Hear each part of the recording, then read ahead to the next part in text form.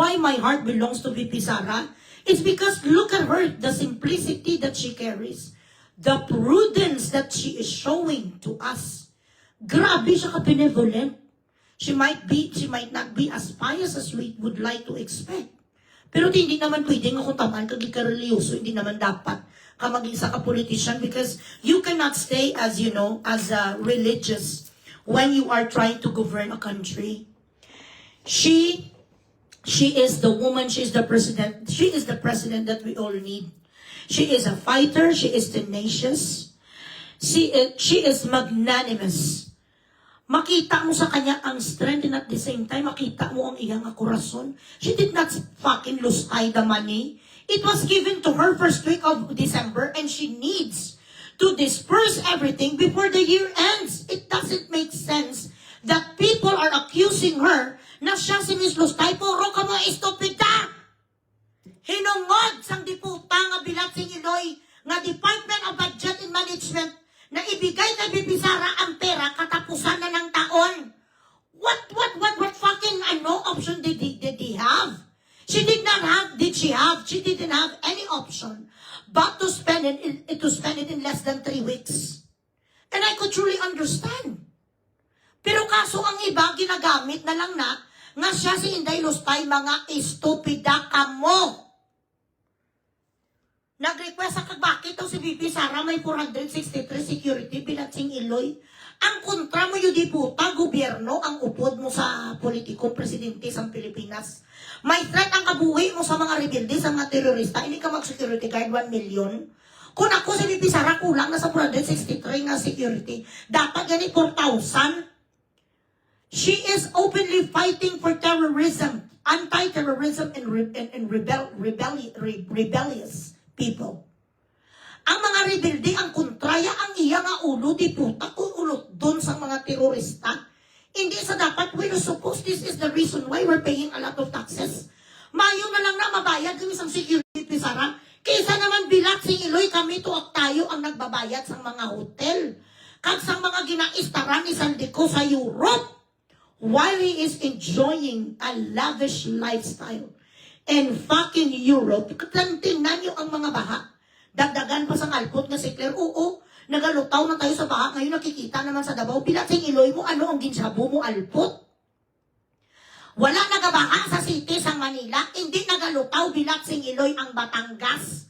Wala nagalutaw ang iba't ibang lugar sa Pilipinas. Davao lang talaga ang gabaha. Di puta ang 10 ka mga lugar na nagbaha sa Pilipinas. Pasok lahat yan. Kasya sila sa Davao because Davao is vast. Davao has a vast area. May pinakamaraming bundok, may pinakamaraming cities nga nagaangot sa Davao. Doon nagapunta lahat ng mga tubig sa Davao, natural o magulang nga grabe. Doon napupunta bilatsing Iloy. Nakikita naman sa Davao, nakikita sa inyo. Sa Malacanang puta kayo, ang anak mo grabe ang tour sa Europe. Magkano bang sweldo mo putang ina? 1.5 million a month? Minalita ka din, ang alipot ka. Talang sila nagapulos, bilatsing Iloy, nakita nilang 125 million nga confidential fund ni VP Sara, pero hindi nila nakikita ang trilyones, yun di puta, nga ninakaw sa mga bilatsing Iloy ng mga congressman, congresswoman. This is why I am so fucking frustrated. I am so disappointed. I'm angry. I'm furious. Why they are trying to demean and accuse VP Sara of being corrupt. Makorrupt na gid lang sa 125 million lang. Dapat hinimo ila lang sa kabilyones, pero tutuod bala. Correct?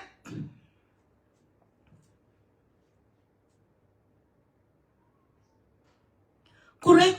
Ang mga ginasuksok ni VP, nga mga kwan, nga mga bayo, mga puro tanan baratuhon. Diyos ko. Hi, baby boy.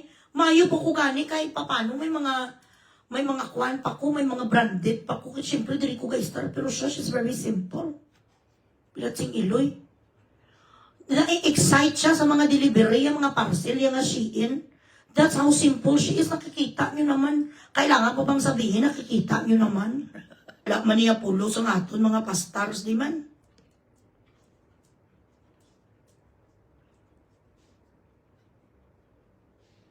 Ayahay. Kita ni may mga electric fan man to sa kasi kainit sa silda. Sa diin sa pipiwan. Tani pwede makabidyo call, no? Junel, how are you? Bawala, kaya may nagapastars bilat sing iloy, palalo-lo. Kaya minsan na tamara na lang ko bala magbugres di. Baby?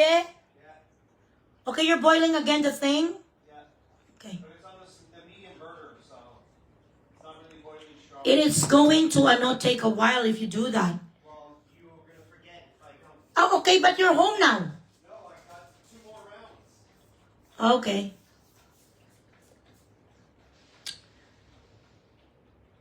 Ronce ni Koy, kumayo pa ni si Ronce, yung recycle. Oo, mga recycle pa mga gown niya. Ang kinsuksok, isang isa ka to, suksok, na naman liwat. Very simple siya, she's not a spender.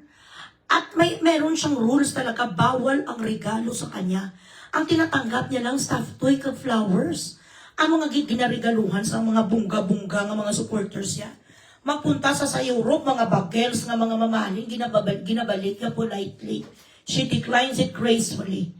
May nagabigay sa kanya. Siyempre maraming mga mayayaman sa Europe. Every time she goes to Netherlands, may kabigay sa kanya ng mga bagel.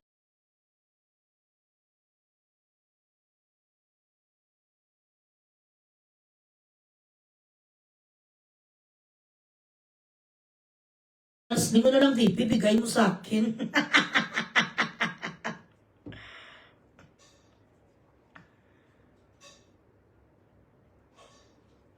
Ay nga sa pututan sa haw. Nga sa pututan sa gindala.